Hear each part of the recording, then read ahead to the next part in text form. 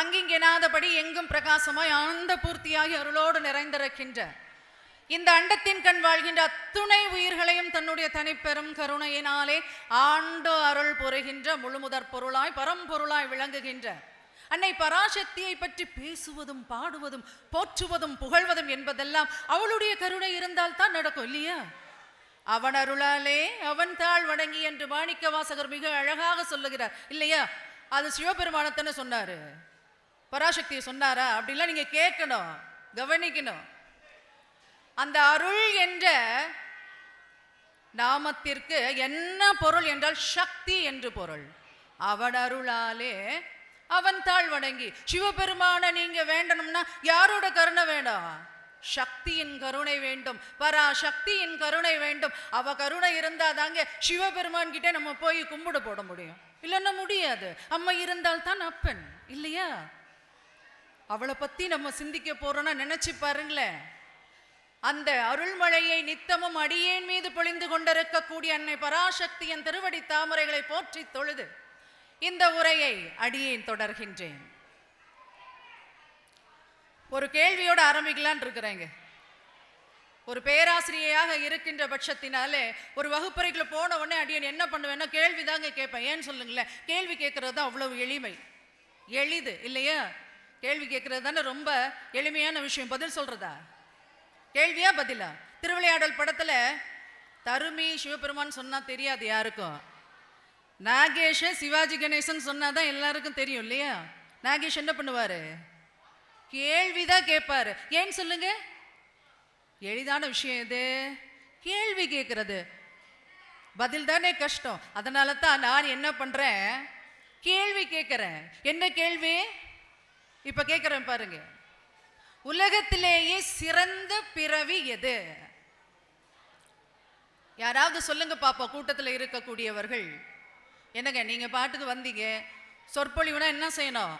அதை ஆத்திட்டு போயிட்டே இருக்கணும். இன்னும் கேள்வி உங்களுக்கு அப்படின்னு கேட்குறீங்களா? யாராவது சொல்லுங்க பார்ப்போம், உலகத்திலேயே மிகச் சிறந்த பிறவி எது? மானுட பிறவி. ஐயா உங்க பேர் என்னையா? கல்யாணியா? அவருக்கு கரகோஷம் கொடுங்களேன், அழகா பதில் சொல்லிட்டார். யாரும் சொல்லல, அவரை பாராட்டணுமா இல்லையா? ஐயா அவர்களுக்கு பாராட்டு. உலகத்திலேயே மிகச் சிறந்த பிறவி எது என்று கேட்டால் நாம் தரித்திருக்கக்கூடிய இந்த மனித பிறவிதான். அரிதரிது மானுடராதல் அரிது, மானுடராயினும் கூன் குருடு செவிடு பேடு நீங்கி பிறத்தல் அரிது, பேடு நீங்கி பிறந்த காலையும் ஞானமும் கல்வியும் நயத்தல் அரிது, ஞானமும் கல்வியும் நயந்த காலையும் தானமும் தவமும் தான் செய்தல் அரிது, தானமும் தவமும் தான் செய்வாராயில் வானவர் நாடு வழி திறந்திடுமே. யார் சொன்னதோ? அடுத்த கேள்வி உங்களுக்கு. யார் சொன்னது இந்த பாட்டை? என்னங்க நீங்க வரிசையா வந்துட்டு கேள்வி கேட்டுட்டே இருக்கிறீங்க, பதில் சொல்றீங்கல்ல, திறமைசாலிங்க தானே இருக்கிறீங்க. சொல்லுங்க பாப்போம். பாட்டி, ஒரு பாட்டி தாங்க இந்த பாட்டை பாடினது. ஔவை பாட்டி. ஜீவானனுக்கு நம்ம கைத்தட்டல் கொடுத்தல, ஔவை பாட்டி அவங்க தான் இதை சொன்னது. உலகத்திலேயே சிறந்த பிறவி எது என்று கேட்டால் மனித பிறவிதான். ஏங்க எத்தனை பிறவி இருக்கு உலகத்துல? 84 லட்சம் பிறவிகள் இருக்குதா. புல்லாகி பூடாய் புழுவாய் மரமாகி பல்விருகமாய் பறவையாய் பாம்பாகி கல்லாய் மனிதராய் பேயாய் கணங்களாய் வல்லசுரராய் முனிவராய் தேவராய் செல்லான் என்ற இத்தாவர சங்கமத்துள் எல்லா பிறப்பும் பிறந்திழைத்தேன் எம்பெருமான். மீண்டும் மாணிக்க வாசகர். உலகத்துல எத்தனை பிறவி இருக்குது? 84 லட்சம் பிறவிகள் இருக்குதா. இதுல நாம் எடுத்திருக்கக்கூடிய இந்த மனித பிறவிதான் சிறந்தது என்றால் ஏன் எங்கேயாவது ஆடோ மாடோ கழுதையோ குதிரையோ பேசுதாங்க? நம்மள மாதிரி பேசுமா? இன்னைக்கு நம்ம பேச விட்டா நாளைக்கு தான் நிறுத்துவோம் இல்லையா? எங்கேயாவது விலங்குகள் பேசுதா? தாவரங்கள் பேசுதா? சிரிக்குதா? நாங்களும் தான் சிரிக்க மாட்டோம். இப்ப காசு கொடுத்தா கூட சிரிக்கிறதுக்கு ஆட்களே கிடையாது. யார் முகத்திலேயே சிரிப்பு இருக்குதா இன்னைக்கு? இறைவனின் மிக பெரும் கொடை எது? சிரிப்பு. யாரையாவது பார்த்து சிரிக்கிறோமாங்க இன்னைக்கு? நேரம் இல்லை, வேலை இருக்குது, சொல்றோமா இல்லையா? விலங்குகள் சிரிப்பதில்லை, பேசுவதில்லை, சிரிப்பதில்லை, முக்கியமா சிந்திக்கிறதே கிடையாது. சிந்திக்குதா? சீரியல் தான் பார்க்குதா? எந்த விலங்காவது சீரியல் பார்க்குதா? நமக்கு தான் அந்த குடுப்பினை இல்லையா? தொலைக்காட்சியில் சீரியல் பார்க்கறது நமக்கு தான். மாமியார் மருமக சண்டையாவது போடுதா? எங்கேயாவது விலங்கோ பறவையோ மாமியார் மருமக சண்டை போடுதாங்க? அந்த குடுப்புனையோ நமக்கு தானே. இந்த கூட்டத்தில் யாருக்காவது மருமகளை பிடிக்கும்னு சொல்லக்கூடிய மாமியார் யாராவது இருக்கிறீங்களா? அட போங்க, இங்கே தான் நிம்மதியாக வந்திருக்கிறோம். இந்த நேரத்துலையும் அவளை ஞாபகப்படுத்திட்டு இல்லையா? அப்படியா? ஒருத்தருக்கு கூட உங்க மருமக பிடிக்காதாங்க? இது என்ன கொடுமையா இருக்கு? பொய்யெல்லாம் சொல்லக்கூடாது. கோயிலில் உட்காந்துட்டு பொய் சொல்லக்கூடாது, சரியா சொல்லணும். பிடிக்குமா பிடிக்காதா? என் மருமகளை பிடிக்கும்னு சொல்ற ஒரே மாமியார் கையை தூக்குங்க பார்க்கலாம். இன்னில இருந்தாது நீங்க என்ன பண்ணணும்? இந்த திருவிழாவிற்கு பிறகாவது மருமகளை கொஞ்சம் கருணையோட பாருங்களேன். அதுல என்ன குறைஞ்சு போகுது இல்லையா? எனக்கு தெரிஞ்சு ஒரு கதைங்க, மாமியாரும் மருமகளும் இருந்தாங்களாமா. ரொம்ப பக்தி, ரெண்டு பேருமே பக்தியில குறவே கிடையாது. இவங்க பக்தியை பார்த்து முத்துமாலை அம்மனுக்கு ஒரு வரம் கொடுக்கணும்னு ஒரு ஆசை. முதல்ல மாமியார்கிட்ட போறா, ஏதாவது ஒரு வரம் கொடுத்துட்டு மருமகிட்ட போகலாம் அப்படின்னு சொல்லிட்டு மாமியார்கிட்ட போய் முத்துமாலை அம்மன் நிற்கிறா. உன் பக்தியை நான் மெச்சினேன், உனக்கு என்ன வரம் வேண்டும் கேளு. என்னம்மா இவ்வளோ நாள் வரல, இப்போ வந்துருக்குற அப்படிங்குது அந்த அம்மா. சரி வந்துட்டேன்ல, வரம் என்ன வேணும்னு கேளு, ஆனால் ஒரு நிபந்தனை, உனக்கு தரக்கூடிய வரத்தை போல 2 மடங்கு உன்னுடைய மருமகளுக்கு கிடைக்கும். எப்படி? உனக்கு கிடைக்கிற மாதிரி 2 பங்கு அவளுக்கு கொடுக்க போறேன். என்ன வரம் வேணும்? யாரு கேட்கிறா? முத்துமாலையம்மன் அந்த மாமியார் கிட்ட கேட்கிறாளாம்.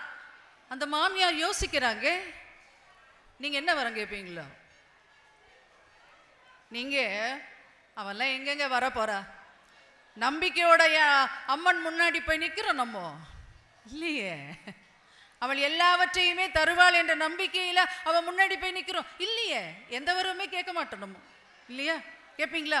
கேட்டா என்ன கேட்போம்? ஒரு 50 பவுன் தங்கம் இன்னைக்கு இருக்கிற விலையில நினைச்சு பாருங்களேன் இல்லையா? ஒரு கார், ஒரு வீடு, இதை தாண்டி இல்லைன்னா அடுத்த வீட்டுக்காரன் நல்லாவே இருக்கக்கூடாது, பக்கத்து வீட்டுக்காரனுக்கு சோறே கிடைக்கக்கூடாது. இதுதான் வேண்டுதலா இருக்கு இல்லையா? உண்மையா இல்லையா? இப்ப இந்த மாமியார் யோசிக்கிறா, என்னது எனக்கு ஒரு பங்கு, இந்த மருமகளுக்கு 2 பங்கா? ரொம்ப யோசிச்சு அழகா ஒரு வரம் கேட்கிறாப்புல. என்ன வரம் தெரியுமா? எனக்கு ஒரு கண் போகட்டும், எனக்கு ஒரு கண்ணு போகட்டும். ஏன் எனக்கு ஒரு கண்ணு போச்சுன்னா என்னோட மருமகளுக்கு 2 கண்ணு போயிடும்ல.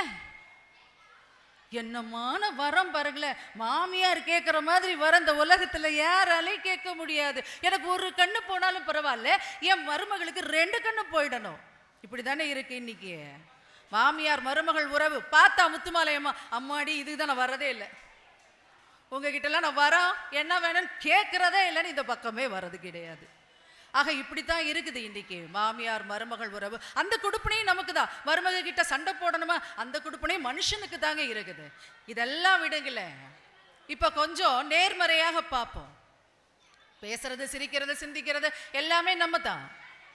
ஆனாலும் இறைவனின் திருநாமம் என்பதை உச்சரிக்கும் பேரு யாருக்கு கிடைத்திருக்கிறது என்றால் மனித பிறவிக்கு தானே கிடைத்திருக்கிறது. எங்கேயாவது ஆடோ மாடோ போய் சந்நிதியில போய் இறைவன் முன்பாக நின்று நினைந்து நினைந்து நினைந்து நினைந்து உணர்ந்து உணர்ந்து நெகிழ்ந்து நெகிழ்ந்து அன்பே நிறைந்து நிறைந்து ஊற்றலும் கண்ணீர் அதனால் உடம்பு நனைந்து நனைந்து அருளமுதே நன்னிதியே ஞான நடத்தரசே என் உரிமை நாயகனே என்று வணைந்து வணைந்து ஏத்துதும் நாம் வம்பின் உலகியலில் மரணமில்லா பெருவாழ்வினில் வாழ்ந்திடலாம் கண்டீர். பொய் புகழேன் புனைந்துரையேன் சத்தியம் சொல்கின்றேன். வள்ளலார் சொன்னாரா இல்லையா? இப்படி உருகி உருகி பாடுறதுக்கு வாய்ப்பு யாருக்குங்க கிடைச்சிருக்கு? முத்துமாலை அம்மன் முன்னாடி நின்று 2 சொட்டு கண்ணீர் விடுற பாக்கியமும் யாருக்கு கிடைத்திருக்கிறது என்றால் மனித பிறவிக்கு தானே கிடைத்திருக்கிறது. ஆமாவா இல்லையா? இத்தனை பேரும் மனித பிறவிக்கே என்பதால் தான் ஔவை பாட்டு என்ன சொன்ன? உலகத்திலேயே சிறந்த பிறவி எது என்று கேட்டால் மனித பிறவிதான். எல்லா சுகங்களும் அவனுக்கு தான். 3 வேளைக்கு 4 வேளை கொட்டணுமா நம்ம கொட்டிக்கலாம். இங்க இருந்து எந்த ஊருக்கும் போய்க்கலாம், பறந்துக்கலாம். எல்லா வசதிகளும் யாருக்கு? மனித பிறவிக்கு. சரி, இப்ப அந்த கேள்விக்கு இவ்வளவு பெரிய விளக்கம் கொடுத்தாச்சு. இப்ப அடுத்த கேள்வி வருது உங்ககிட்ட. மனித பிறவி சிறந்ததுதான். மனித பிறவியிலும் சிறந்த படைப்பு என்று ஒன்று இருக்கிறது. அது என்னவோ? மனித பிறவியிலும் மிகச்சிறந்த படைப்பு என்று ஒன்று இருக்கிறது. அது எது? சரி, இப்படி கேட்கிறேன். நம்முடைய வாழ்க்கையில எத்தனையோ பேர் வருகிறார்கள், போகிறார்கள் இல்லையா? அம்மா, அப்பா, சித்தி, சித்தப்பா, அத்தை, மாமா, பெரியம்மா, பெரியப்பா, எத்தனையோ உறவுகள் நம் வாழ்க்கையிலே வருகிறார்கள். இவங்க எல்லாரையும் ஒரு காலத்துல நமக்கு பிடிக்காம போயிடுங்க. எனக்கு எங்க அத்தை பிடிக்காது, எங்க மாமா பிடிக்காது, எங்க சித்தி பிடிக்காது, சித்தப்பா பிடிக்காது சொல்றோமா இல்லையா? சொத்துன்னு வந்தா தம்பியவே பிடிக்காது. சொத்துன்னு வந்தா தம்பியவே பிடிக்காது. அக்காவே இல்லைன்னு சொல்லிடுவேன் சொத்துக்காக, இல்லையா? தகப்பன் வேண்டாம் என்று சொல்லக்கூடிய பிள்ளைகளும் இந்த காலத்தில் இருக்கிறார்கள். அப்பான்னு கூட யாருமே சொல்றது இல்லை. அந்த ஆள் இருந்த வீட்டில் இருந்தா நான் வீட்டில் இருக்க மாட்டேன் சொல்றாங்களா இல்லையா? இன்றைய இளைஞர்கள் அப்பாவை கூட பிடிக்காம போயிடும் ஒரு காலத்தில். ஆனா ஒரே ஒரு பிறவி இருக்குங்க இந்த உலகத்துல. கேட்குறேன், இப்போ இந்த கூட்டத்தில் யாருக்காவது உங்க அம்மா பிடிக்காதுன்னு சொல்றவங்க யாராவது இருக்கிறீங்களா? என் தாய் எனக்கு பிடிக்கவே பிடிக்காது, எங்க அம்மா எனக்கு பிடிக்கவே பிடிக்காது அப்படின்னு சொல்றவங்க யாராவது இருக்கிறீங்களோ? இருக்கிறீங்களா? இருக்கிறீங்களா? யாராவது ஒருத்தர் எங்க அம்மா எனக்கு பிடிக்காது அப்படி இருந்தால் அந்த தாய்க்குரிய இலக்கணத்தை இழந்து விடுகிறாளே தவிர வேறொன்றில்லை. தாயினால என்ன அர்த்தங்க? அன்பு, கருணை, இரக்கம், பாசம் நிறைந்தவள் மட்டும்தான் தாயாக இருக்க முடியும். அப்படி இல்லைன்னா அவ தாய்க்குரிய இலக்கணத்தை இழந்து விடுகிறாள். அவ்வளவுதான். தாய் என்றாலே என்னங்க? தாய் என்றாலே என்ன? கருணை, இல்லையா? தாயிற் சிறந்த கோயிலும் இல்லை என்று சொல்கிறது நம்முடைய தமிழ், இல்லையா? உலகத்திலேயே சிறந்த படைப்பு எது என்று கேட்டால் அது தாய் தாங்க.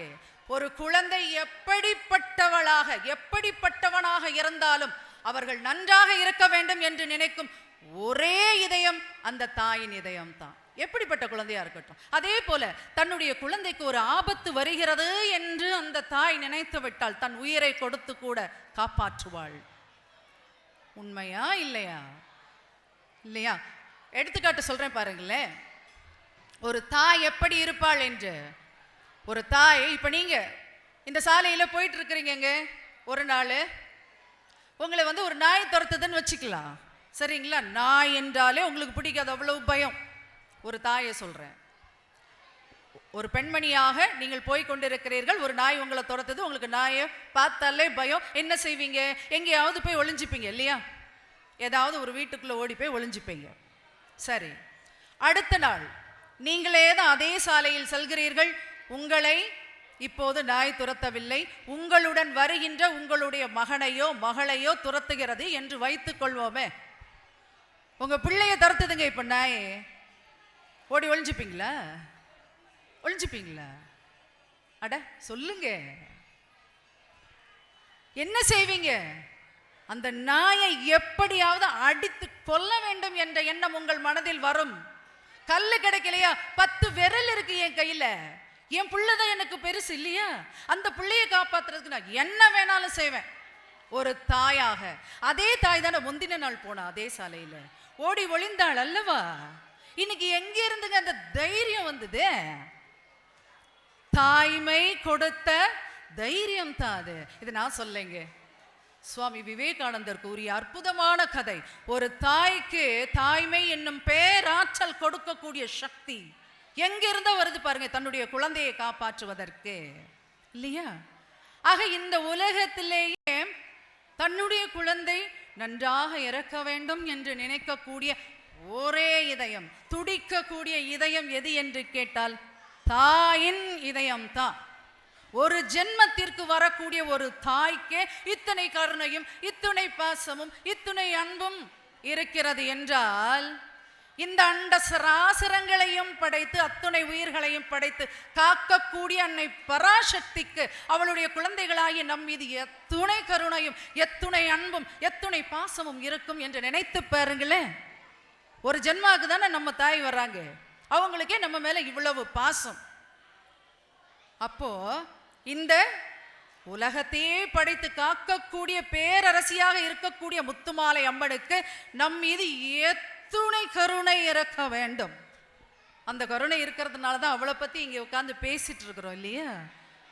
இல்லையா? தாயின் கருணைக்கு எத்தனை எடுத்துக்காட்டு சொல்லலாங்க. தாயிற் சிறந்த தயாபரி யார் என்று கேட்டால் பராசக்தி தானே. நான் மீண்டும் மீண்டும் பராசக்தி என்று ஏன் சொல்கிறேன் என்றால், பராசக்தி என்பவள் ஒருவளே. அவள்தான் பல நாமங்களிலும் பல வடிவங்களிலும் பல இடங்களிலே திருவிளையாடலை நிகழ்த்தி கொண்டிருக்கிறாள்.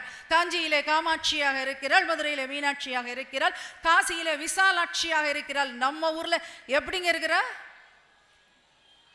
முத்துமாலை அம்மனாக அருள் பாலித்து கொண்டிருக்கின்றாள் இல்லையா? அவதான் பராசக்தி. தாயிற் சிறந்த தயாபரி. என்ன கேட்டாலும் கொடுப்பாங்க, என்ன கேட்டாலும். அம்பிகையை சரண் புகுந்தால் அதிக வரம் பெறலாம் என்கிறான் பாரதி இல்லையா? என்ன கேட்டாலும் கொடுப்பாங்கிற நம்பிக்கையிலே தானே இங்க எல்லாரும் இங்க வந்திருக்கிறீங்க. அப்பேற்பட்ட அற்புதமான ஒரு அம்மன் முத்துமாலை அம்மன். இன்னும் பாருங்களேன், அவ எப்படி சிறப்புடையவள் என்று நான் சொல்கிறேன். உங்க எல்லாருக்குமே மார்க்கண்டேயன் ஒருத்தனை தெரிஞ்சிருக்கும் இல்லையா? படிச்சிருப்பீங்க. மிருகண்ட முனிவரின் புதல்வன்.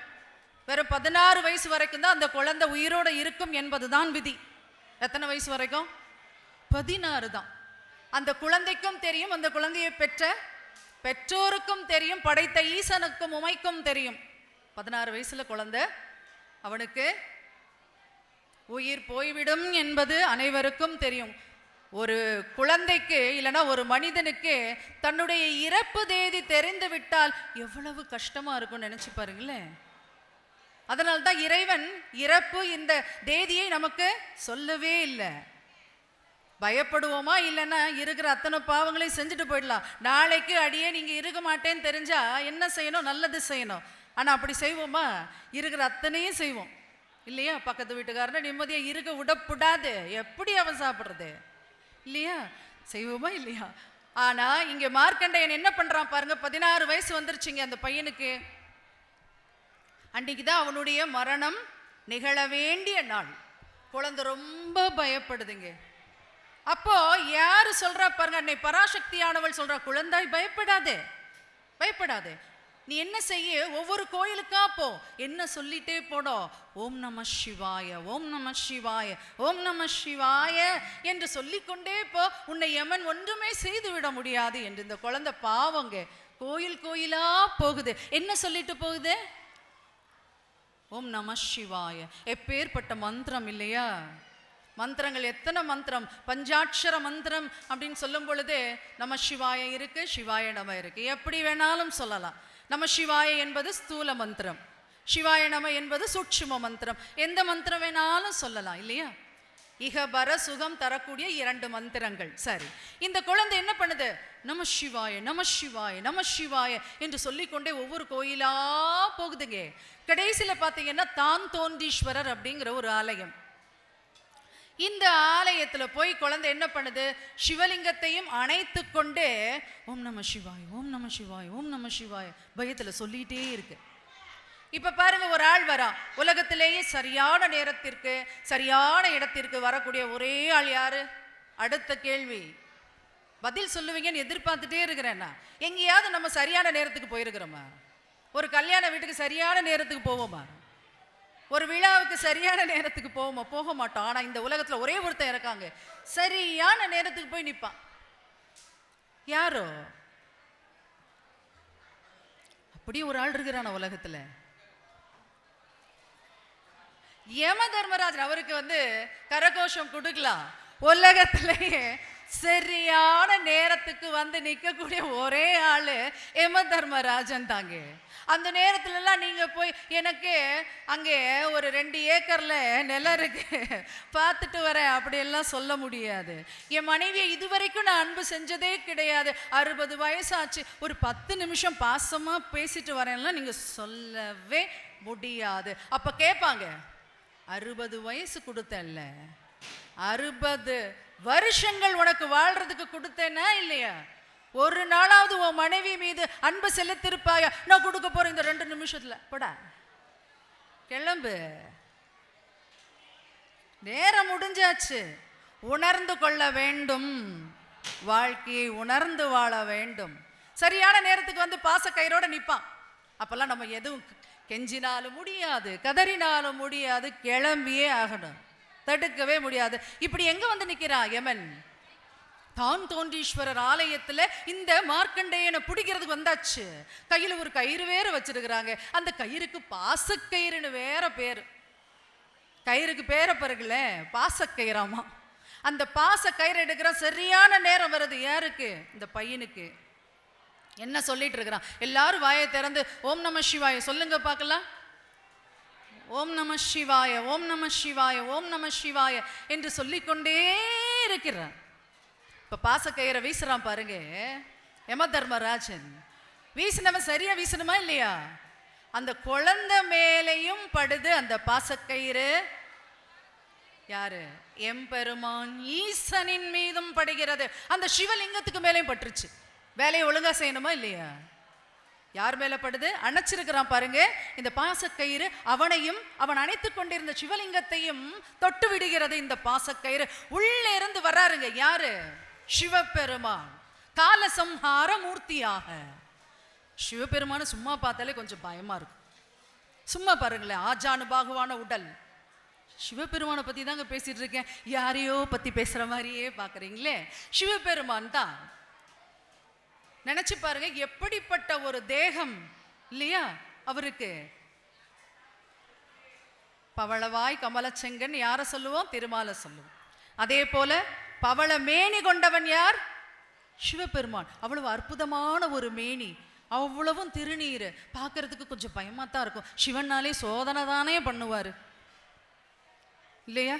சோதனையா பண்ணுவாரு, கேட்ட வரம் கொடுப்பாருங்க இல்லையா? அவரையே நம்ம சோதனை கூட பண்ணி பார்க்கலாம். அப்பேற்பட்ட சிவபெருமான் தான். இருந்தாலும் ஒரு பயம் சிவன்னா எல்லாருக்குமே இல்லையா? இங்கே சிவபெருமான் எப்படி வரார் பாருங்க. ஜடா முடி தரித்து, முடியெல்லாம் அப்படி இருக்குது, கண்ணெல்லாம் சிவந்து இருக்குது.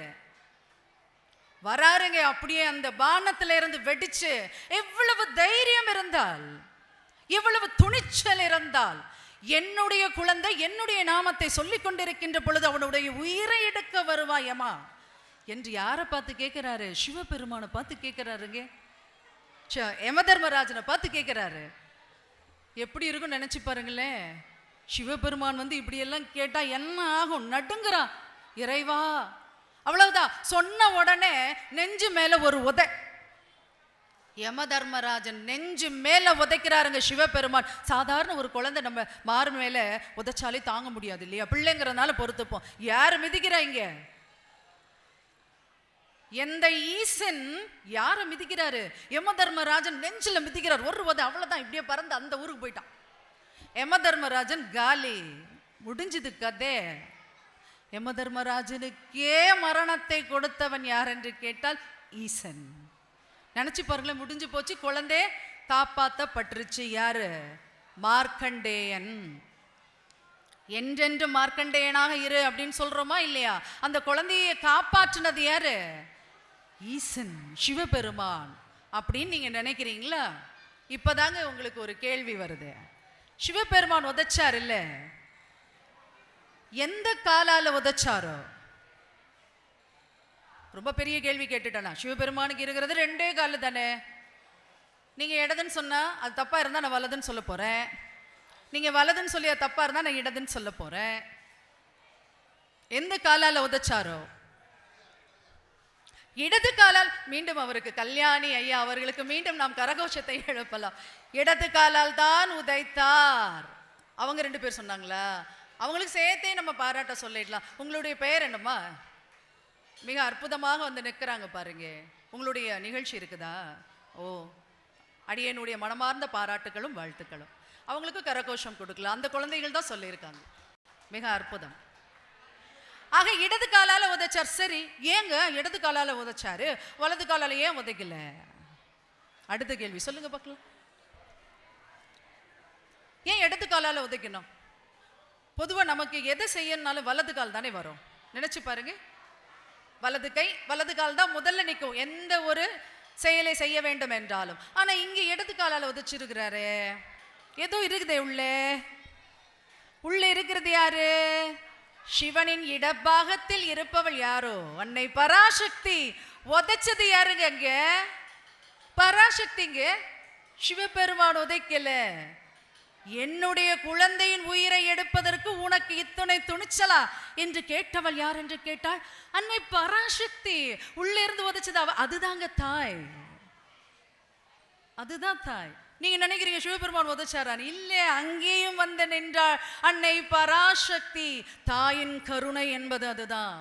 தாயை விட சிறந்த தயாபரி பராசக்தி என்று சொல்வதற்கு காரணம் எங்கேயுமே அவதாங்க வருவா. எல்லா இடத்திலையும் அவள் தான் வருவாள். சரி, இந்த அன்னை பராசக்தியின் டைம் ஆச்சா என்ன? அன்னை பராசக்தியின் திருவருளை எல்லாம் நம்ம பெறணும் அப்படின்னா சில விஷயங்களை நம்முடைய வாழ்க்கையில விட்டு தள்ள வேண்டும். நம்முடைய தலைப்பு எதுவோ? ஞானத்தின் ஆரம்பம் இல்லையா? அன்னை பராசக்தியின் திருவருளை நாம் பெற வேண்டும் என்றால் நமக்கு ஞானம் என்பது வேண்டும். ஞானம்னா என்னங்க? ஞானம் என்றால் என்னவோ பாருங்களேன். கடந்த நூற்றாண்டுகள் இல்லைன்னா பல நூற்றாண்டுகளுக்கு முன்பு எடுத்துக்கொண்டோம் என்றால் ஞானிகள் என்று யாரை சொல்லுவோம்? நம்ம திருஞான சம்பந்தர், அப்பர் இல்லையா, சுந்தரர், மாணிக்க வாசகர், இன்னும் 63 நாயன்மார்கள், 12 ஆழ்வார்கள், இவங்க எல்லாரையும் நம்ம ஞானிகள்னு சொல்லுவோம். கடந்த நூற்றாண்டு மட்டும் எடுத்துக்கொண்டோமானால் சுவாமி விவேகானந்தரை ஞானின்னு சொல்லிக்கலாம். அடுத்தது வாரியார் சுவாமிகளையும் நம்ம சொல்லிக்கலாம். இதை தாண்டி ஞானிகள் என்று யாராவது ஞாபகத்துக்கு வர்றாங்களா? இல்லையே. எங்க ஞானம் நமக்குலாம் கிடைக்காதாங்க? எங்க நான் ஞானி ஆக முடியாதா? நீங்க ஞானியாக முடியாதா? முடியும், ஆனால் நாம் செய்வதில்லை. ஞானம்னா என்னன்னு தெரியாத எப்படி அடையிறது? ஞானம்னா என்னன்னு தெரிஞ்சாதானே இறைவனை நோக்கி நாம் கண்களை திறப்ப முடியும். அந்த ஞானத்தை பத்தி தான் பேச போறோம்.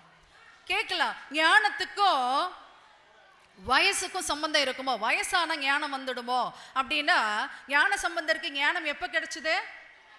3 வயசுலே கிடைச்சிருச்சு ஞான சம்பந்தருக்கு. தோடுடைய செவியன் விடையோயோ தூவெண்மதி சூடி காடுடைய சுடலை பொடி பூசி என் உள்ளங்கவர் கல்வன் ஏடுடைய பிரமாபுரம் ஏவிய பெம்மான் இவனென்றே என்று சொல்லி மிக அழகாக பாடிட்டு இந்த ஞான சம்பந்தன் என்னும் குழந்தை எந்த வயசுல? 3 வயசுல. அதே நேரத்தில் சொற்றுணை வேதியன் ஜோதிவானவன் பொற்றுணை திருந்தடி பொருந்த கைத்தொழ கற்றூனை பூட்டியோர் கடலில் பாய்ச்சிடும் நற்றுணையாவது நமசிவாயவே என்று பாடி அப்பருக்கு எப்ப ஞானம் கிடைச்சது தெரியுங்களா? எத்தனை வயசுலயோ? அப்பர் யாரு? திருநாவுக்கரசருக்கு எப்பங்க ஞானம் கிடைச்சது? 77 வயசுல. எத்தனை வயசுல? 77 வயசுல தான் யாருக்கு ஞானம் கிடைச்சது? அப்பருக்கு. ஞான சம்பந்தனுக்கு 3 வயசுல கிடைச்சிருச்சு, அப்பருக்கு 77 வயசுல கிடைச்சது. அப்ப ஞானத்துக்கும் வயசுக்கும் சம்பந்தமே இல்லையே. வயசானாதான் கிடைக்கும்னா சின்ன வயசுல கிடைக்கும்னு சொல்லவே முடியாது. ஞானத்துக்கும் அறிவுக்கும் எதுவும் சம்பந்தம் இருக்குமோ? அறிவாளிகள் எல்லாம் ஞானிகளாகி விட முடியுமா? நான் படிச்சவன், எனக்கு எல்லாம் தெரியும், எல்லா சாஸ்திரத்தையும் கரைச்சு குடிச்சவன், அவங்களுக்கு ஞானம் வந்துடுமா? ஒரு முனிவர் இருந்தாருங்க கங்கைக்கரையில. அவருக்கு கங்கையில இந்த பக்கத்துல இருந்து அந்த பக்கத்துக்கு போகணும். ஒரு படகோட்டி வரான். அந்த படகுல இந்த முனிவர் ஏறிகிறாரு. இப்போ அந்த படகோட்டிட்ட சொல்றாரு, அந்த பக்கம் கொண்டு விடப்பா அப்படின்னு சொல்லி. இப்போ இந்த படகோட்டி என்ன பண்றா? படகை செலுத்த ஆரம்பிக்கிறா. முனிவர் பார்க்குறார், ரொம்ப மெதுவா செலுத்துறானே அப்படின்னு சொல்லி அவருக்கு கோவம் வருது. என்ன கேட்குறாரு பாருங்க படகோட்டிட்ட, ஏன்பா இந்த ராமாயணம்லாம் நீ படிக்கல? ராமாயணம்லாம் நீ படிக்கலையா? அங்க குகன் குகன் ஒருத்தன் இருக்கிறானே, அவன் எவ்வளவு வேகமா படகை செலுத்துவான் தெரியுமா? அவனை மாதிரி நீ படகை செலுத்தப்படாத அப்படின்னு கேட்குறாரு.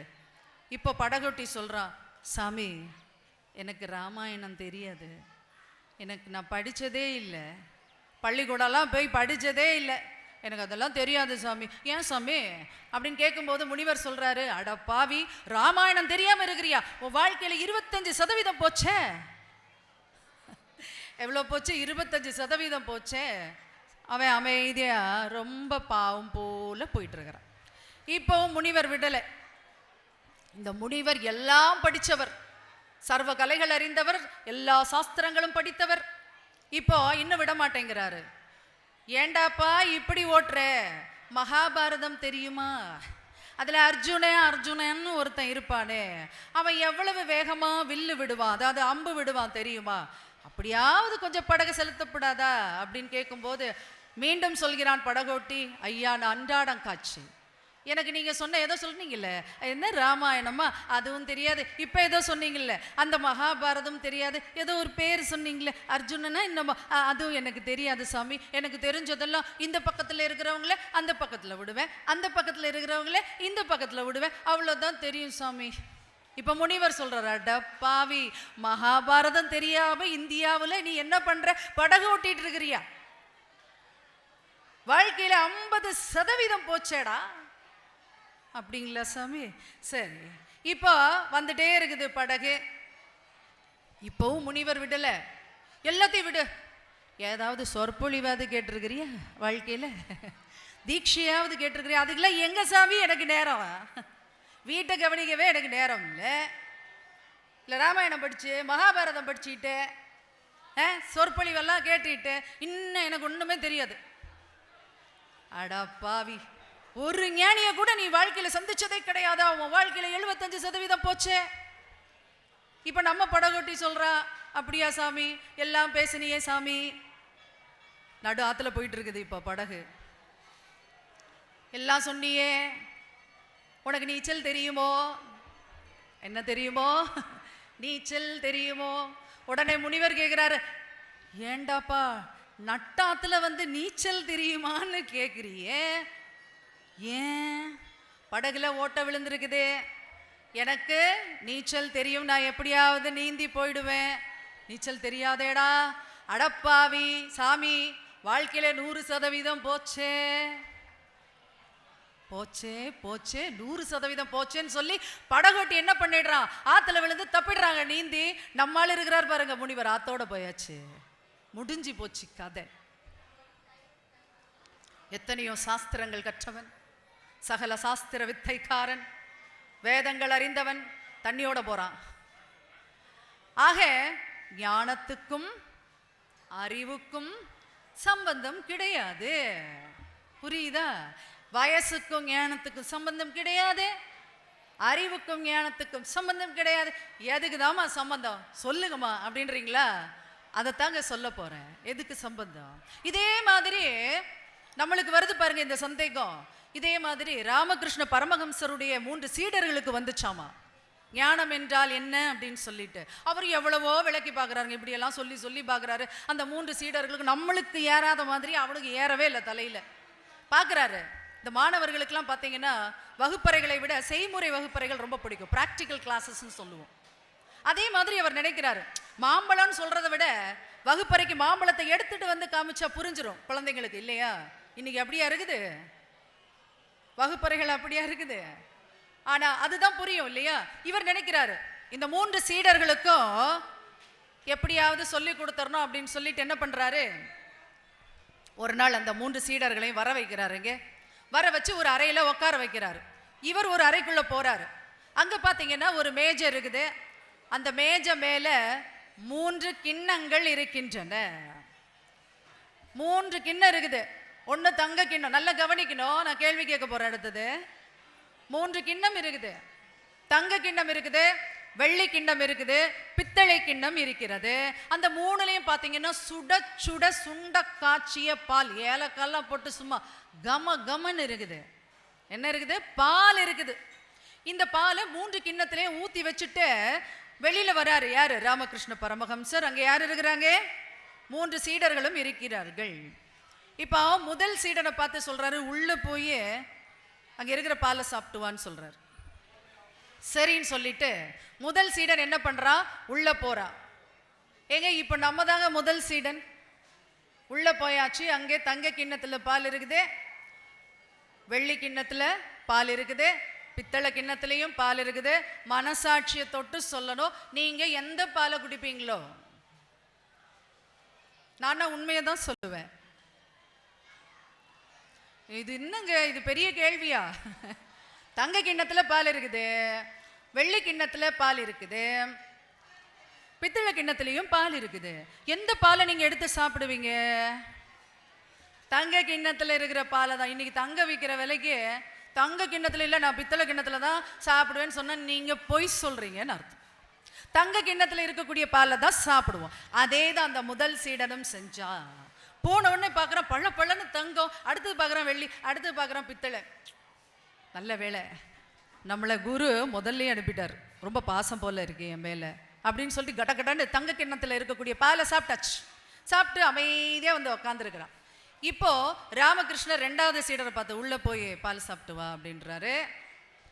ரெண்டாவது சீடன், இப்போ நம்ம ரெண்டாவது சீடன் சரிங்களா? என்ன செய்வோம்? தங்க கிண்ணத்துல பால் இல்லை, வெள்ளி கிண்ணத்துலையும் பித்தளை கிண்ணத்துலையும் மட்டும்தான் பால் இருக்குது. எதை எடுத்து சாப்பிடுவீங்க? போனா அந்த பையனுக்கு கைத்தட்டல் கொடுங்க. வெள்ளி ஏன் தங்க கிண்ணத்துல இல்லை, பித்தளை கிண்ணம் வேண்டாம், எனக்கு வெள்ளி கிண்ண பால் தான் வேணும். சாப்பிட்டாச்சு. அவன் நினைக்கிறான் நல்ல வேளை மூணாவதா என்ன அனுப்பல இந்த ஆளு. யாரு? ராமகிருஷ்ண பரமஹம்சர். நல்ல வேளை என்ன மூணாவது அனுப்பியிருந்தா எனக்கு பித்தளை எல்லாம் கிடைச்சிருக்கும். ரொம்ப சந்தோஷமா அவனும் வந்து அமைதியா உக்காந்துட்டான். இப்ப மூணாவது சீடன் அவனையும் போய் சாப்பிட சொல்றாரு. உள்ள போறான். எப்படி இருந்திருக்குங்க? தங்க கிண்ணமும் காலியா இருக்குது, வெள்ளி கிண்ணமும் காலியா இருக்குது, பித்தளையில மட்டும்தான் பால் இருக்குது. மனசுக்குள்ள நினைக்கிறான், இவருக்கு என்ன காண்ட் இருந்தா என்ன மூணாவது ஆளா இங்க அனுப்பிச்சிருப்பாரு, எவ்வளவு கோபம் இருந்திருந்தா என்ன மூணாவது ஆளா இந்த ராமகிருஷ்ண பரமஹம்சர் அனுப்பிச்சிருக்கணும், ரெண்டாவதாவது அனுப்பிச்சிருக்கலாம் இல்லையா? வெள்ளி கிண்ணத்திலேயே பால் சாப்பிட்டுருப்பேனே, பித்தளை கிண்ணத்துல சாப்பிட வைக்கிறாரே. குருநாதர் ஒன்றும் செய்ய முடியாது, சொன்னதை செஞ்சாகணும். உள்ள போய் அழாத குறையா அந்த பாலை குடிச்சிட்டு வந்த கண்ணீரையும் இப்படியே தொடச்சிட்டு வந்து உக்காந்துட்டாப்புல. ரொம்ப சோகமாக உக்காந்துருக்குறான். முதலாமனு அப்படி பார்க்குறான், நல்ல வேலை மூணாவது போகலை, எப்படி இருக்கிறான் பாரு. ரெண்டாவது காரன் என்ன பண்ணுறான், நல்ல வேலை தங்கமும் கிடைக்கலனாலும் பித்தளை கிடைக்கலையா, சந்தோஷம். இப்போ ராமகிருஷ்ண பரமஹம்சர் கேட்குறாரு, என்ன பண்ணீங்க? முதல் சீடனை கேட்குறாரு, சாமி எனக்கு ரொம்ப சந்தோஷமா இருந்தது, நல்ல வேளை நீங்க முதலாவதா என்ன அனுப்பிச்சிங்க, நான் தங்க கிண்ணத்துல இந்த பாலை குடிச்சிட்டேனே அப்படின்றான். ஓஹோ. ரெண்டாவது சீடன், சாமி ரொம்ப சந்தோஷம், தங்கம் இல்லைனாலும் வெள்ளிலையாவது நான் பாலை குடித்தேன். அவன் கேட்குறான், ஏன் சாமி நான் உங்களுக்கு என்ன குறை வச்சேன்? யாரு? மூணாவது ஆளு. என்ன குறை வச்சேன்? தினமும் நீங்க சொல்றதெல்லாம் கேட்டுட்டு தானே இருக்கிறேன், இப்படி பித்தளை சம்புல பித்தளை கிண்ணத்துல போய் பால் சாப்பிட வச்சுட்டீங்களே அப்படின்னு சொல்லி ஆள ஆரம்பிச்சிட்டான். இப்போ ராமகிருஷ்ணர் சொல்றாரு, உள்ள என்ன சாப்பிட்டீங்களோ? பாலை சாப்பிட்டோம். என்ன பாலோ? சுட சுட நல்ல சுண்ட காய்ச்சிய ஏலக்காய் போட்டு கமகமன்னு இருந்த பாலை குடிச்சோம். பாலை தானே எல்லாரும் சாப்பிட்டீங்க. மூணுலையும் இருந்தது எது? பால். ஆனால் நீங்கள் அந்த பாலை பார்க்காமல் அதை ஏந்தி இருந்த பாத்திரத்தை பார்த்தீர்கள். மூணுல என்ன இருக்குது? பால் தானங்க இருக்குது. மூணுமே சத்து தானே உடம்புக்கு. தங்க கிண்ணத்துல குடிச்சா என்ன, வெள்ளி கிண்ணத்துல குடிச்சா என்ன, இல்ல மண் பானையில தான் குடிச்சா என்ன, பால் தானே உள்ள போகுது. ஆனா நீங்க பார்த்தது எதை? பாத்திரத்தை, பண்டத்தை அல்ல. ஞானிகள் என்ன செய்வார்கள் தெரியுமா? பாத்திரத்தை பார்க்க மாட்டார்கள், உள்ளிருக்கும் பண்டத்தை பார்ப்பார்கள். இறைவனை வெளியில் தேட மாட்டார்கள். ஆட்கள் எல்லாம் வெளியில பார்த்து அவங்க எடை போடவே மாட்டாங்க, உள்ளிருக்கும் இறைவனை தேடுவார்கள். அவர்கள் தான் ஞானிகள். பாத்திரத்தை பார்ப்பவன் ஞானி அல்ல, பண்டத்தை பார்ப்பவனே ஞானி. அதுதான் ஞானம். அந்த ஞானம் வர்றது கொஞ்சம் கஷ்டம்தான் அப்படின்னு முடிக்கிறார். ஞானம்னா அவங்களுக்கு புரிஞ்சு போச்சு. யாருக்கு? சீடர்களுக்கு. உங்களுக்கு புரிஞ்சுதா? எதை பார்க்கணும் நம்ம? வெளி தோற்றத்தையா? பணக்காரனா இருக்கிறான், அவங்கிட்ட நம்ம நல்லா இருந்துப்போம் அப்படியா? இல்லைங்க. யார தேடணும்? இங்க உள்ளிருக்கும் பரம்பொருளை தேடுபவனே ஞானி என்பதைத்தான் இந்த கதை இங்கே சொல்கிறது. அதைத்தான் நாம் உணர்ந்து கொள்ள வேண்டும். ஆக புரிஞ்சுதான் ஞானம்னா என்னன்னு சொல்லி. அண்டத்தில் இருப்பதுதான் பிண்டத்திலும் இருக்கிறது. எங்கேயும் இருப்பது பரம்பொருளே. உங்களிடம் இருப்பதும் சிவனே, என்னிடம் இருப்பதும் சிவனே, அவரிடம் இருப்பதும் சிவனே. அந்த எண்ணெல்லாம் வருமா? வந்தா யாருக்காவது நம்ம தவறு இழைப்போமா? யாருக்காவது துரோகம் பண்ணுவோமா? நீங்களும் சிவன் தான், நானும் சிவன் தான் அப்படின்னு நினைச்சிட்டா நம்ம யாருக்காவது துரோகம் பண்ணுவோமா? இல்லையே. அந்த நினைப்பு வராது. அந்த நினைப்பு வருபவர்கள் தான் ஞானிகள். நீயும் சிவன், நானும் சிவன், பார்ப்பது சிவன், பரம்பொருள் சிவன், அண்டம் சிவன், இந்த பிண்டம் சிவன், எல்லாமே சிவன். அதனாலதான் மாணிக்க வாசகருக்கு தனியா கோயிலே இருக்குது. இருக்குதா இல்லையா? பெருந்துறையில ஆவுடையார் கோயில் தான் பேரு, மாணிக்க வாசகருக்கு மட்டும்தான் பூஜை. அங்க எவ்வளவு பேறு பெற்றவராக இருக்க வேண்டும். ஏன்? பார்ப்பதெல்லாம் சிவன் என்று நினைத்தவர் அல்லவா மாணிக்க வாசகர். ஆக ஞானிகள் என்பவர்கள் எதை பார்ப்பார்கள் என்றால் பாத்திரத்தை பார்க்க மாட்டார்கள், உள்ளிருக்கும் பண்டத்தை பார்ப்பார்கள் அப்படின்னு சொல்லி ராமகிருஷ்ணர் முடிகிறாருங்க. இப்ப நம்ம எல்லாருக்கும் புரிஞ்சு போயிருக்கோம் ஞானம்னா என்ன அப்படின்னு சொல்லிட்டு. இந்த ஞானத்தை நாங்களும் எங்களுக்கும் ஞானியா ஆகணும்னு ஆசையா இருக்கு, ஏதாவது சொல்லுங்களேன் அப்படின்னா அதுக்கும் வாய்ப்பாடு இருக்கு. கணிதத்துல ஃபார்முலா அப்படின்னு சொல்லுவோம் இல்லையா? அதே போல இந்த ஞானத்தை அடைவதற்கும் வாய்ப்பாடு என்பது இருக்கிறது. என்ன அப்படின்னு சொன்னா தமிழ் சொல்கிறது மும்மலங்கள் என்று. இந்த உலகத்துல 3 மலங்கள் என்று சொல்லக்கூடியவை இருக்கின்றன. என்ன அப்படிங்கறத தான் சொல்ல போறேன். அந்த 3ஐயும் எவ்வளவு நேரம்னு சொல்லுங்க? 10 நிமிஷம் தான். ரொம்ப வேகமா போணும் போல இருக்கே. 3 விஷயங்கள் தாங்க. அந்த 15 minutes. ஓகே, 15 நிமிடங்கள். ஆக முதல் மலம் என்ன எது என்று கேட்டால் ஆணவம். ஆணவம் என்பதே மும்மலங்களில் முதல் மலம். தமிழ் எப்படி சொல்லுது பாருங்களேன், மலம்னு சொல்லுது. அதெல்லாம் நம்முடைய வாழ்க்கையில வச்சுக்கலாமா? அப்போ மலம் என்று ஒரு பொருளை தமிழ் சொல்கிறது என்றால் அதை பக்கத்துல வர விடலாமா? நம்ம அப்படியே தள்ளி நில்லு, ஒதுங்கிடணும் இல்லையா?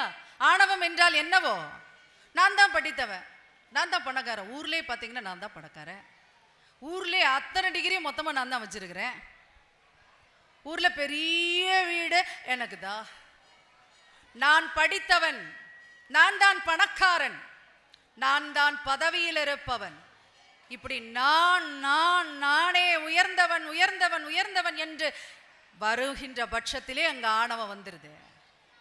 ஆணவம் வந்துட்டாலே அங்க ஆண்டவன் வந்து ஆட்டம் காண்பித்து விடுவான். உணர்ந்தா நல்லது. ஆணவம் என்பது வரக்கூடாது. ஆணவம் உயர்ந்து நின்று அடி வாங்கக்கூடியது என்று சொல்கிறான் கவிஞர் கண்ணதாசன். உயர்ந்து நிற்கும் ஆனா அடி வாங்கும். எதுங்க? ஆணவம். எல்லாருக்கும் வருங்க ஆணவம்ங்கிறது. படிச்சா வந்துடும், பட்டம் வாங்கினா வந்துடும், பணம் இருந்தா வந்துடும், ஒரு கார் வாங்கினா வந்துடும், ஒரு வீடு வாங்கினா. சென்னையில 2 பெட்ரூம் 1 கிச்சன் வீடு வாங்கிட்டா நான் தான் பணக்காரன். பெண்களுக்கு ஒரு நல்ல பட்டுப்புடவை அணிந்து விட்டாலே ஆணவம் வந்துவிடும். பக்கத்துல இருக்கிறவளை விட நான் வந்து ஒரு 10 பவுன் அதிகமா போட்டிருக்கிறேன் அப்படின்னா ஒரு திமிர் வரும் பாருங்களேன். வருமா வராதா? இந்த ஊர்லலாம் நம்ம சொல்லவே வேண்டாம். தென் மாவட்டங்களில் நம்ம நகைகளை பத்தி சொல்லவே வேண்டாம் இல்லையா? 50 பவுனு அவளை விட அதிகமா இருந்தா நான் தான். இதுதாங்க ஆணவம் என்பது. ஆணவம் எல்லாருக்கும் வரும். நான் சொன்ன மாதிரி வராது, அப்படிப்பட்ட பரம்பரையிலலாம் நாங்கள் பிறக்கல அப்படிலாம் சொல்றீங்கன்னா போய் சொல்றீங்கன்னு அர்த்தம். வரணும், வந்தா தான் மனுஷன். ஆனால் அதை அடக்க தெரிய வேண்டும். ஆணவம் எப்பொழுதெல்லாம் நம்மிடத்தில் வருகிறதோ அப்பொழுதெல்லாம் அதை அடிக்க தெரிய வேண்டும், ஒதுக்க தெரிய வேண்டும், அதை ஆள தெரிய வேண்டும். அவன் தான் ஞானி. ராஜராஜ சோழன் ஒருத்தன் உண்டுங்க. எத்தனை பேருக்கு தெரியுமோ? விட்டா மறந்துடுவோம். அடுத்த நூற்றாண்டுலாம் அவனை பத்தி யாரு பேச போறாங்கன்னு தெரியல. தமிழ் என்றாலே, கோயில் என்றாலே யார் ஞாபகத்துக்கு வருவா? ராஜராஜ சோழனும் அவன் கட்டிய தஞ்சை பிரகதீஸ்வரர் ஆலயம் தான் பெரிய ஆலயம் இல்லையா? போயிருப்பீங்க நிறைய பேரு. அவனுக்கும் ஒரு நேரத்துல சின்ன கர்வம் வருதுங்க. அவ்வளவு பெரிய மன்னன் வந்தா என்ன அப்படின்றீங்களா? வரட்டுமே, இப்ப என்ன அதுல கெட்டு போகுது? ஒரு வீட்டை கட்டிட்டேன், நான் பெரிய வீட்டை கட்டிட்டேன் ஆணவத்துல இருக்கும்போது எவ்வளவு பெரிய கோயிலை கட்டினவன் அவனுக்கு ஆணவம் வந்தா என்னங்க குறைச்சல்? வந்துட்டு போகுது. வரலாமா? வரலாமா? ஆணவமே வரக்கூடாதுன்னு பேசிட்டு வரலாமா? வந்துருச்சு. எப்படி வருது பாருங்க. அவன் கோயிலை எல்லாம் கட்டி முடித்து விட்டான். பொதுவாக நம்ம வீட்டை கட்டி முடித்த பிறகு அதை பார்க்கணும்னு ஆசைப்படுவோம், மேல இருந்து எப்படி இருக்குது அப்படின்னு சொல்லிட்டு இல்லையா? அதே போல ராஜராஜ சோழனுக்கும் தான் கட்டி அந்த தஞ்சை பெரிய ஆலயத்தை மேல இருந்து பார்க்கணும்னு ஒரு ஆசை. எப்பவுமே பாருங்களேன், மாடியில போய் நின்று பார்த்தா ஒரு சந்தோஷம், எதையுமே பெரிய இடத்துல இருந்து பார்த்தா ஒரு சந்தோஷம் இல்லையா? மலை மேல இருந்து கீழே பார்க்கறதுக்கு நமக்கு பிடிக்கும். அதே போல ராஜராஜ சோழனுக்கு தான் கட்டிய அந்த பெரிய ஆலயத்தை மேலிருந்து பார்க்கணும்னு ஆசை. என்ன பண்றா? கோபுரம் எவ்வளவு அடி? 216 அடி. அதுக்கும் மேல போய் பார்க்கணும்னா அதுக்கு மேல ஒரு இடம் இருக்கணும். சுத்தி பார்க்குறான், அப்படிப்பட்ட இடமே கிடையாது. என்ன பண்றான் பாருங்க, தன்னுடைய மந்திரிகளை வைத்து ஏற்பாடு பண்றான். ஒரு 300 அடி குன்று. எவ்வளவு அடி? 300 அடி குன்றை எழுப்பி விடுகிறான். எதுக்கு? தஞ்சாவூர் கோயிலை பார்க்கணும், நான் கட்டிய கோயில், அந்த கோயிலே நான் பார்க்கணும் அப்படின்னு சொல்லிட்டு என்ன பண்றான், அந்த குன்றை எழுப்பியாச்சு. 300 அடியில் இருக்குது. இப்போ ராஜராஜ சோழனும் அவனுடைய மனைவிமார்களும் மந்திரிமார்களும் படைகளும் எங்க போறாங்க? அந்த குன்றுல ஏறி போறாங்க. ராஜராஜ சோழன் யார்கிட்டையும் என்ன செய்ய போறோன்னே சொல்லல. கோயிலை பார்க்கணும், உனக்கு நான் கட்டிய கோயிலை மேல இருந்து பார்க்கணும்னு ஆசை. போயாச்சுங்க. அங்கே குன்றுக்கு போயாச்சு. அங்க ஒரு சின்ன மண்டபம் இருக்கிறது. அதுல ஒரு தெரை போட்டிருக்கிறாங்க. ராஜராஜ சோழன் அதுக்கு முன்னாடி போய் நிற்கிறான். எதை பார்க்கறதுக்கு? தான் கட்டிய அந்த கோயிலை பார்க்கறதுக்கு. அப்படியே அந்த திரையை அப்படி மெதுவாக விளக்குறாங்க. அவ்வளவு ஆசையில் இருக்கிறான் எப்படி இருக்குதுன்னு பார்க்கறதுக்காக. திறந்து பார்த்தவுடன் முகம் சந்தோஷப்படணுமா இல்லையா? சுருங்கி போகுது, வாடி போகுது அந்த முகம். பார்க்குறாங்க, கண்ணீர் பெருக்கெடுத்து ஓடுகிறது அவன் கண்களிலே. தாங்க முடியல. ஏங்க அப்படிப்பட்ட ஒரு சோகம்? ராஜராஜ சோழனுக்கு அவ்வளோ பெரிய கோயிலை கட்டியிருக்கோன்னு சந்தோஷப்படலையே, ஏன்? 300 அடி குன்றிலிருந்து அந்த கோயிலை பார்க்கின்ற பொழுது அவனுக்கு ரொம்ப சின்னதா தெரியுதுங்க. நினைக்கிறானாமா மனசுல, நான் கட்டிய இந்த பெரிய கோயில் நான் பார்க்கும் பொழுதே என் கண்ணுக்கு சிறிதாக இருக்கிறதே. 300 அடி குன்றிலிருந்து தானே நான் பார்க்கிறேன், எனக்கே இவ்வளவு சிறியதாக தெரிகிறது. எந்த ஈசன் மேலிருந்தல்லவா பார்ப்பான்? எத்தனை அடி உயரத்துக்கு மேல இருக்கிறான் சிவபெருமான். அவன் அங்கிருந்து பார்த்தா இந்த கோயில் தெரியவே செய்யாதே.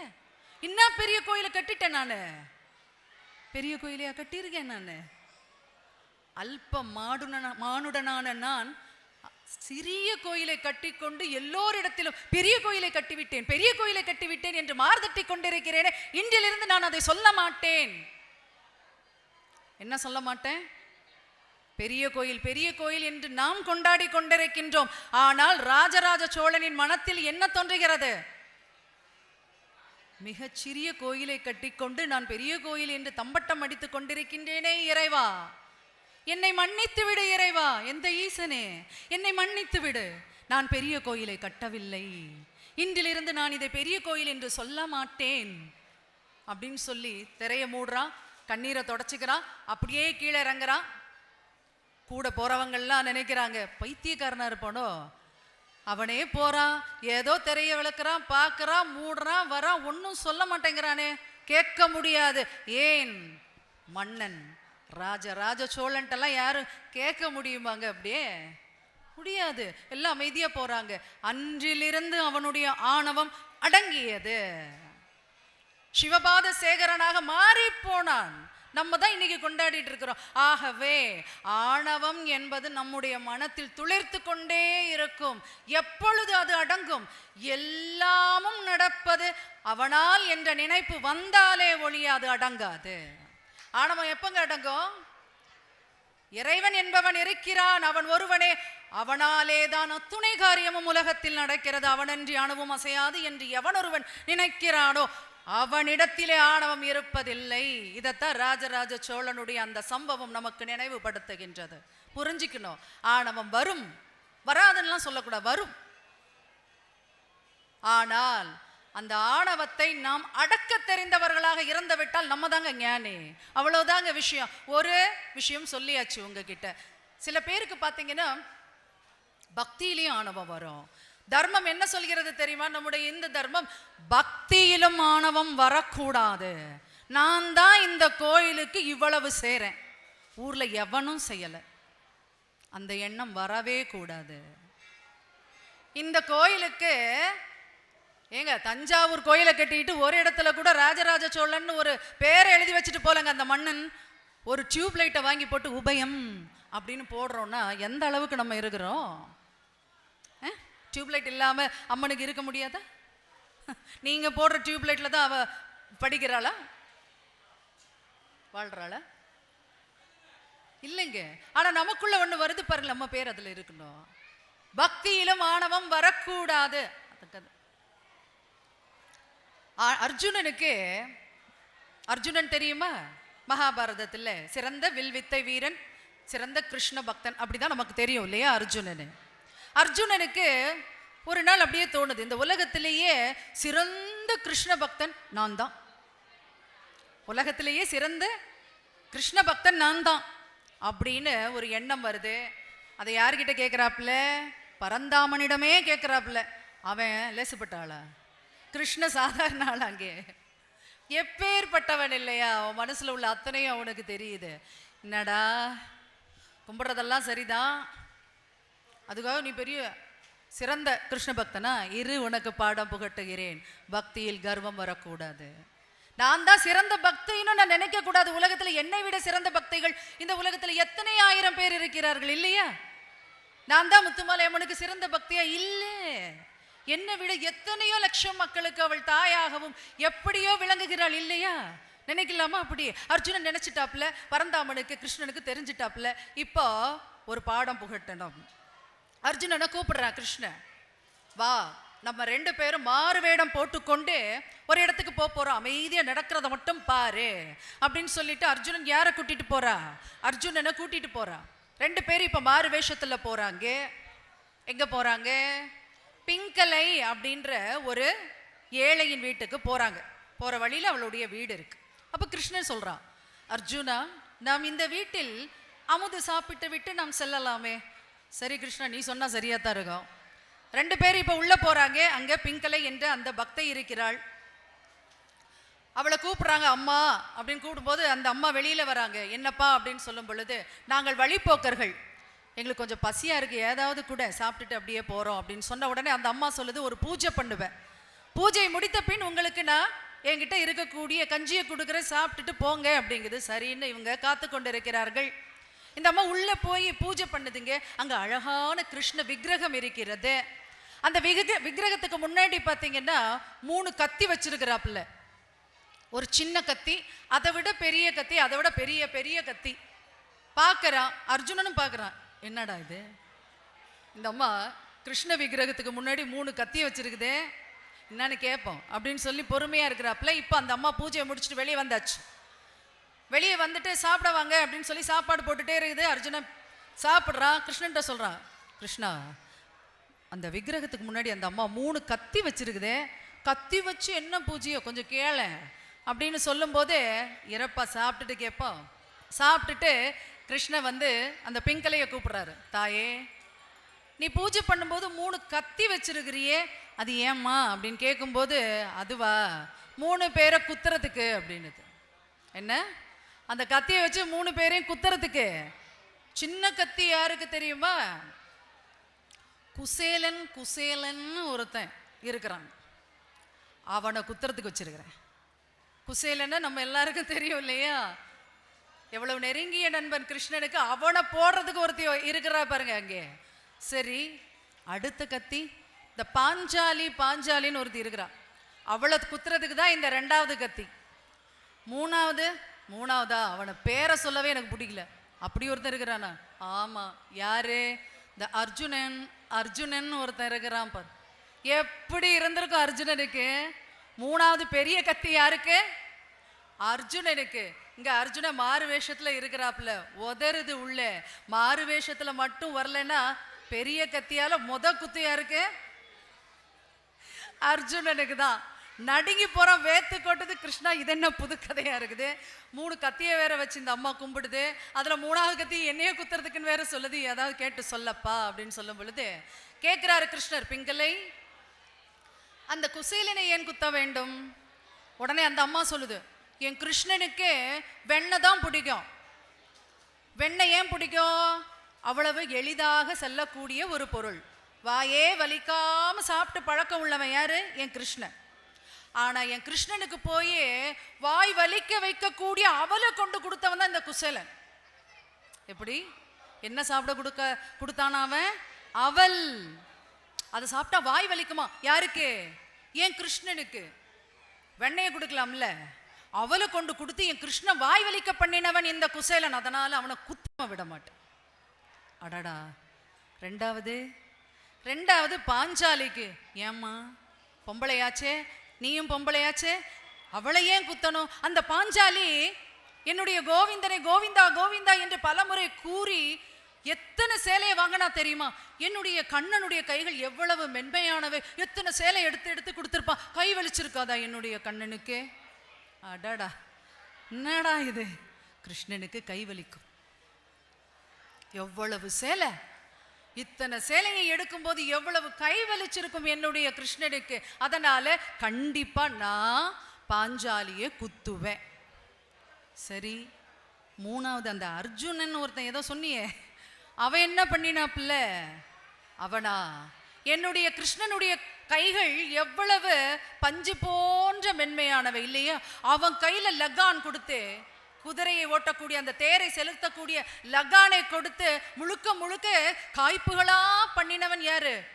இந்த அர்ஜுனன். தேவையில்லாம வெண்ணையை சாப்பிட்டுட்டு இருக்கிற என்னோட கிருஷ்ணனுக்கு அவளை கொடுத்த குசேலனுக்கு குத்து. அடுத்தது சும்மா இருந்த கோவிந்தனை கோவிந்தா கோவிந்தான் கொடுத்து சேலையை கொடுக்க பண்ணி அவன் கையை வலிக்க பண்ணின அந்த பாஞ்சாலிக்கு ஒரு குத்து. மூணாவது குத்தோ குத்து யாருக்கு? அர்ஜுனனுக்கு. ஏன்? கையில குதிரையோட அந்த லகானை கொடுத்து என் கிருஷ்ணனுக்கு எவ்வளவு கைவலிக்க பண்ணினவன் அவன் விடவே மாட்டேன். இப்போ அர்ஜுனனுக்கு நினைச்சு பாருங்களேன், இந்த விளக்கெல்லாம் கொடுக்கும்போது அர்ஜுனன் எப்படி பாடாப்பட்டிருப்பா. அமைதியா கிருஷ்ணா என்னை காப்பாத்து அப்படின்றான். இப்போ கிருஷ்ணன் சொல்றான், அம்மா முதல் கத்தியை நீ குசேலனுக்காக வைத்திருக்கிறேன் என்று சொன்னாய். குசேலன் கிருஷ்ணனின் மிக நெருங்கிய நண்பன், ஏழை. அவனிடத்தில் இருந்த பொருள் அவள் மட்டும்தான். அதை கொண்டு தன்னுடைய நண்பனை பார்க்க வேண்டும் என்ற எண்ணத்தாலேயே அங்கே வந்தான். அவனுடைய வாய் வலிக்க செய்வதற்காக அல்ல.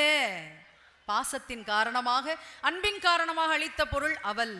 அதனால அவனை ஒன்றும் செஞ்சிராதே அப்படின்றாரு. உடனே அந்த அம்மா, பார்க்கறதுக்கு கொஞ்சம் கிருஷ்ண மாதிரி தான் இருக்கேன். யாரு? கிருஷ்ணனை பார்த்தே சொல்லுது. அதனால என்ன பண்றேன், நீ சொல்லிட்டல்ல, சரி அந்த கத்தியை நான் வெளியில போடுறேன் அப்படின்னு சொல்லி போட்டுருச்சு. இப்ப ரெண்டாவது, ஏம்பா நீயும் பெண், பாஞ்சாலியும் பெண். பாஞ்சாலி மானபங்கப்படுத்தப்படும் பொழுது ஒரு அண்ணனாகிய நான் சும்மா இருக்க முடியுமா? அவளுடைய மானத்தை நான் காப்பாற்ற வேண்டாமா? கோவிந்தா கோவிந்தா என்று ஒரு பெண் கதறுகின்ற பட்சத்திலே நான் சும்மா இருக்க முடியுமா? அதனால தானே சேலை வளங்க. அவனுக்கு கிருஷ்ணன் சொல்றான், கிருஷ்ணனுக்கு கை வலிக்குமா? நீ இப்படி எல்லாம் நினைக்கலாமா? சேலை கொடுத்து கிருஷ்ணனுக்கு கை வலிக்குமா? அம்மா அப்படியெல்லாம் கை வலிக்கல அவனுக்கு. அதனால அந்த கத்தியையும் நீ வெளியே போட்டுரு அப்படின்னு சொல்றாரு. என்னடா வந்தவன் சாப்பிட்டுட்டு போகாம அதை சொல்றானே, இருந்தாலும் நல்ல பையனா இருக்கிறான் பார்க்கறதுக்கு, அதனால போட்டுடலான்னு சொல்லி அந்த கத்தியையும் போட்டுருச்சு. மூணாவது கத்தியை மட்டும் இறுக்கமா பிடிச்சிச்சுங்க. அடுத்தது நீ இதை போட சொல்லுவ, ஆனா நான் போடவே மாட்டேன். அர்ஜுனை என் கையால குத்து வாங்கி ஆகணும். ஏன்னா குதிரையோட லகான் எல்லாம் கொடுத்தான். இது ரெண்டாவது சரி ஒத்துக்கலாம். இப்ப அர்ஜுனனுக்கு உள்ள அழுகையே வந்துருச்சு. போற்றும் போல இருக்குதே, இந்த கிருஷ்ணன் ஒன்னும் சொல்ல மாட்டான் போல இருக்குதே, பாவி. கிருஷ்ணன் பண்ற லீலைகள் சும்மாவா? பாக்குறான், குத்துனா குத்துமா அப்படின்றான். இவன் பயந்துட்டான். காப்பாத்துடா கிருஷ்ணா அப்படின்னு சொல்லும் பொழுது கிருஷ்ணன் சொல்றான், அம்மா கிருஷ்ணன் என்பவன் இந்த பூ உலகத்திற்கு வந்தது அதர்மத்தை அழித்து தர்மத்தை காப்பதற்காகத்தான். அர்ஜுனனுக்கு சாரதியாக வந்து இருப்பதற்கு அல்ல.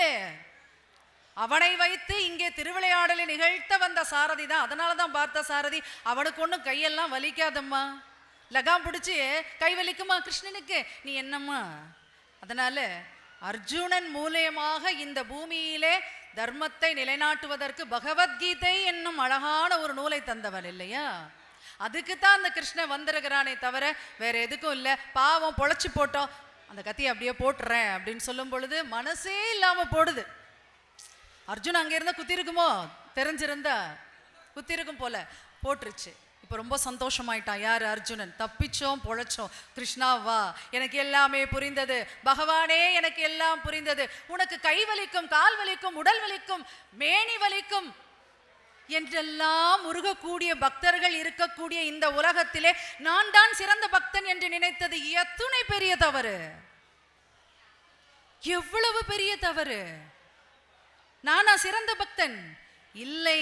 உலகத்தில் கோடிக்கணக்கான பேர் உனக்கு சிறந்த பக்தர்களாக இருக்கிறார்கள். கிருஷ்ணா என்னை மன்னித்து விடு என்று சாஷ்டாங்கமாக கிருஷ்ண பகவானின் காலிலே விழுந்து வணங்கினானாம் அர்ஜுனன். அதைத்தான் நம்முடைய இந்து தர்மம் சொல்கிறது. பக்தியிலும் கர்வம் வரக்கூடாது. புரியுதுங்களா? நான் தான் சிறந்த பக்தன், நான் தான் எல்லாம் செஞ்சிட்டேங்கிறது பக்தியிலும் வரக்கூடாது என்பதைத்தான் நம்முடைய இந்து தர்மம் சொல்கிறது. ஆகவே முதல் விஷயம் எதை எடுத்து வெளியில போடணும்? ஆணவம். அடுத்தது ஒரு விஷயங்க, கண்மம் என்பதுதான். கண்மன்னா உங்களுக்கு தெரிஞ்சிருக்கும், வேணேன்னு சொல்லுவோமா? எல்லாம் வேணே, சொந்த செலவிலே செய்வன, இப்படி எல்லாம் கேள்விப்பட்டிருப்பீங்க இல்லையா? வினை, நாம் முன்பு செய்த காரியங்களின் வினைகள் எல்லாம் இந்த பிறவியிலும் தொடரும். இந்த பிறவியில பாவம் பண்ணினா அடுத்த பிறவியிலையும் தொடரும். ஊழ்வினை உறுத்து வந்து ஊட்டும் இல்லையா வினை. ஆகவே வினையின் பலன்களை அனுபவிப்பதுதான் இந்த கண்மம் என்பது. அதிலிருந்தும் நாம் விடுபடலாம். ரொம்ப தெளிவா சொல்றேன், ரொம்ப குழப்ப வேண்டாம் உங்களே. வினைக்கும் செயலுக்கும் நம்முடைய தமிழ் அழகாக பொருள் சொல்கிறது. சாப்பிட்றீங்க, நல்லா சாப்பிட்றீங்க, நல்ல சாப்பாடு, அறுசுவை உணவு உங்க முன்னாடி இருக்கு, நல்லா சாப்பிட்றீங்க. என்ன நினைச்சு சாப்பிடணும்? இந்த உணவு எனக்கு ஆரோக்கியத்தை தர வேண்டும், இந்த உணவு எனக்கு நன்மையை தர வேண்டும், போட்டவருக்கு நன்றின்னு சொல்லிட்டு சாப்பிட்டா அது செயல். இந்த செயலால் யாருக்குமே எந்த பாதிப்பும் கிடையாது. அதே நேரத்தில் எதிர்த்த விட்டு அகிலாண்டத்துக்கு இந்த சாப்பாடு கிடைக்கவே படாது. சாப்பிடும்போதே எதிர்த்த வீட்டுக்காரிக்கு இந்த சாப்பாடு கிடைக்கப்படாது அப்படின்னு நினைச்சா வேண ஆரம்பிக்குது. சொந்த செலவுலே செய்வன வைக்கிறோன்னு அர்த்தம். புரியுதுங்களா? இதுதான் வினைக்கும் செயலுக்கும் உள்ள வேறுபாடு. இதை புரிந்து கொண்டாலே நம்ம என்ன பண்ண மாட்டோம், கண்மத்துக்கு ஆட்படவே மாட்டோங்க. நேரம் இல்லாத காரணத்தினால கொஞ்சம் வேகமாகவே முடிக்க வேண்டும் என்று அடியேனுக்கு பணிக்கப்பட்டிருக்கிறது. அதனால அடுத்த விஷயத்தையே சொல்லிடுறேன். மாயை என்பது தாங்க. மாயை என்றால் என்ன? இந்த உலகத்தில் ஒன்று மட்டும் தான் நிரந்தரம், இறைவன் ஒருவனே நிரந்தரம் என்று எந்த உள்ளம் நினைக்கிறதோ அந்த உள்ளம் மாயையில் இருந்து விடுபட்டுவிடும். இந்த உலகத்துல என்னுடைய உயிர் இன்றிருக்கும் நாளை இருக்காது, என்னுடைய உடைமைகள் இன்றிருக்கும் நாளை இருக்காது, என்னுடைய உறவுகள் இன்றிருக்கும் நாளை இருக்காது என்ற எண்ணம் எவனுக்குள் வருகிறதோ அவனே ஞானி. நம்முடைய தாய் தந்தையர் நம்முடைய காலம் முழுக்க வருவாங்களா? நம்முடைய உடன் பிறப்புகள் நம்முடைய காலம் முழுக்க வருவாங்களா? இல்லைன்னா நாளை இந்த உலகத்தை நான் உயிரோடு இருந்து ஆண்டு கொண்டே இருக்க முடியுமா? இல்லை. எல்லாமே யாருடைய கருணையினால் நடக்கிறது? முத்துமாலை அம்மனின் கருணையினால் நடக்கிறது என்ற எண்ணம் யாருக்குள் வருகிறதோ அவர்கள் தான் ஞானிகள். என்னுடைய உயிர் எனக்கு சொந்தமல்ல, உடைமைகள் எனக்கு சொந்தமல்ல, சொத்து எனக்கு சொந்தமல்ல, வேற உறவுகள் எனக்கு சொந்தமல்ல என்று எவனொருவன் நினைக்கிறானோ, எவரொருவர் நினைக்கிறாரோ அவரே ஞானி. ஆக மும்மலங்கள் என்று சொல்லப்படுபவை மூன்று: ஆணவம், கண்மம், மாயை என்பதுதான். ஆணவம் இருக்கப்படாது, பக்தியிலும் இருக்கப்படாது. இரண்டாவது கண்மம், மூன்றாவது மாயை. இந்த மும்மலங்களிலிருந்தும் நாம் நம்மை விடுவித்து கொண்டோம் என்றால் நிச்சயமாக நாமும் ஒரு நாள் ஞானியாகி விடுவோம். ஞானம் என்பது ஆரம்பமாகிவிடும். தலைப்பை சொல்லியாச்சு, ஞானத்தின் ஆரம்பம். அவ்வளவுதான் விஷயம். ஆகவே நாம் முத்துமாலை அம்மனின் கருணையை பெற வேண்டும் என்றால், அருளை பெற வேண்டும் என்றால், இரக்கத்தை பெற வேண்டும் என்றால், என்றும் நம் தாய் நம்முடனே இருக்க வேண்டும் என்றால் இந்த மும்மலங்களையும் விட்டு விடுவோமே. என்ன கெட்டு போகுதே? ஆணவத்தையும் கண்மத்தையும் மாயை விடுறது பெரிய விஷயமாங்க. எத்தனை எத்தனை இழப்புகள் நம்முடைய வாழ்க்கையில வருது இல்லையா? இதை விடுறது பெரிய விஷயமா? ஆகவே இந்த மூன்று மலங்களையும் நம்முடைய வாழ்விலிருந்து நீக்கிவிட்டு ஞானிகளாக வாழ விழைவோம் என்று கூறி மிக